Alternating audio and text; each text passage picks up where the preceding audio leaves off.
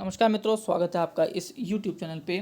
संविदा कर्मियों ने उठाई नियमितीकरण की मांग। पहले पूरी खबर पढ़ेंगे, फिर बात समझेंगे कि बात मामला क्या है। तो लखनऊ के हरिश्चंद्र इंटर कॉलेज में समाज कल्याण व जनजाति विकास विभाग तथा महिला कल्याण विभाग के संविदा कर्मियों ने की बैठक।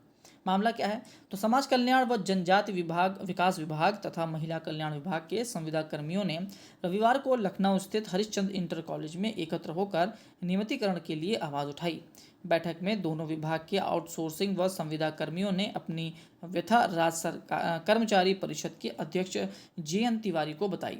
संविदा कर्मियों ने बताया कि उनके नियंत्रक अधिकारियों द्वारा लगातार परेशान किया जा रहा है। छुट्टी जाने पर वेतन काट लिया जाता है, चिकित्सा की कोई व्यवस्था नहीं है, आउटसोर्स कर्मचारियों को मनमाने तरीके से मानदेय दिया जा रहा है। महिला कल्याण विभाग ने मौखिक रूप से महिला कर्मियों की सेवा पर न आने के निर्देश दिए हैं।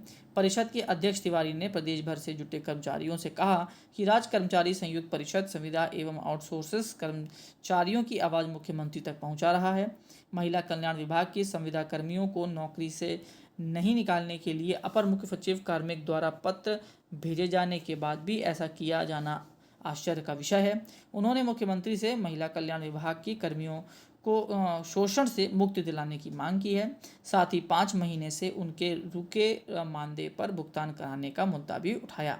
समाज कल्याण एवं जनजाति विभाग के संविदा शिक्षकों को नियमित किए जाने, आउटसोर्स कर्मचारियों का न्यूनतम मानदेय निर्धारित किए जाने, चिकित्सीय अवकाश एवं चाइल्ड केयर लीव प्रदान किए जाने की मांग भी शासन स्तर से पूरी कराने की बात कही गई है। JN तिवारी ने कहा कि यदि जनजाति विकास विभाग व समाज कल्याण विभाग के कर्मचारियों का शोषण नहीं रोका गया तो संयुक्त परिषद अक्टूबर में बड़ा आंदोलन करेगा।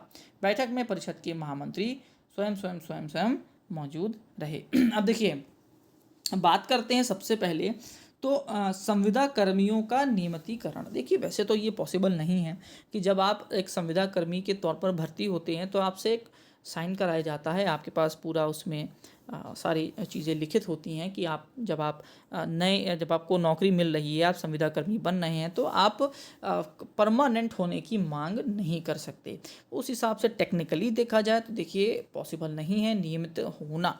लेकिन जो बाकी मांगे हैं कि वेतन में वृद्धि होना, समय पर वेतन मिलना, अगर कोई महिलाएं हैं तो उनके संग अगर चाइल्ड केयर लीव जैसी समस्याएं हैं उसके लिए भी कुछ काम होना। दूसरा, अगर हम बात करें छुट्टियों की हैं या अगर अधिकारी मन से मानदेय बांट रहे हैं, इस तरह की जो समस्याएं हैं इन पर तो बिल्कुल कार्य होना चाहिए। सरकार को ये चीज़ बिल्कुल ध्यान रखनी चाहिए कि देखिए, कोई भी कर्मचारी, चाहे वो संविदा पर हो, चाहे वो नियमित हो और चाहे कोई वो अधिकारी हो, नियम ऐसे होने चाहिए कि कभी किसी को परेशानी ना हो।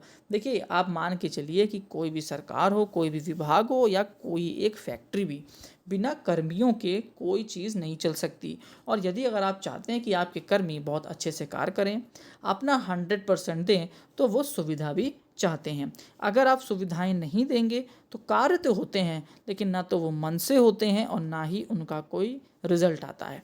आप विदेशों में आप देखिए, हमेशा उनके कर्मियों को वो बहुत खुश रखते हैं, चाहे दिवाली बोनस हो, नया साल का बोनस हो, इस प्रकार की चीज़ें वो देते रहते हैं, छुट्टियां देना हो और हर प्रकार की जो चीज़ें उनमें वो उनकी मदद करते हैं, जिसकी वजह से जो वहाँ के कर्मी हैं वो खुश रहते हैं और अपना काम भी बहुत मन से लगा के करते हैं।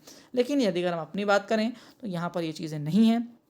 अगर महिलाओं को, पुरुषों को या किसी की बीमारी है, इस प्रकार की समस्याएं हैं, तो उनको छुट्टी ना देना ये गलत है। बीमारी एक ऐसी चीज़ है जो किसी के साथ भी हो सकती है। प्राइवेट कंपनियों में भी जो लोग काम कर रहे हैं, एक तरीके से देखिए तो वो संविदा पे ही तो हैं, वहाँ कौन से परमानेंट होते हैं, लेकिन उनको भी वहाँ पर सिक लीव, बीमार होने पर छुट्टी दी जाती है, क्योंकि बीमारी तो, जुकाम बुखार तो देखिए लगा ही रहता है। उम्मीद है सरकार इस बारे में सुनेगी। नियमितीकरण की बात तो नहीं समझते, लेकिन बाकी जो मांगे हैं वो बिल्कुल जायज़ हैं और उन पर कार्य भी होना चाहिए। लास्ट तक आपने वीडियो देखी उसके लिए बहुत बहुत धन्यवाद। आपका दिन शुभ हो।